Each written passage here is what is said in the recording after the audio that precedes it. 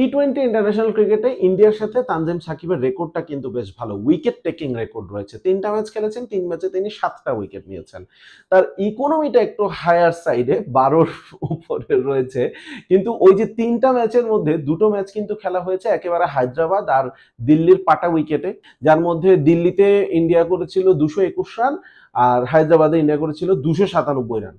India যে 221 run করেছে সেখানেও কিন্তু 50 রান দিয়ে 2 উইকেট পেয়েছেন তানজিম সাকিব, আর 297 রান বাংলাদেশে কনসিড করেছে, সেখানে 66 রান দিয়ে 3টা উইকেট পেয়েছেন তানজিম সাকিব। আপনি দেখুন খরুচে কিন্তু হচ্ছেন, কিন্তু তিনি উইকেট তুলে নিচ্ছেন। নতুন বলে তানজিম সাকিবের খুব ভালো রেকর্ড রয়েছে কার বিপক্ষে জানেন? এই হাল আমলের হার্টথ্রব অভিষেক শর্মার বিপক্ষে।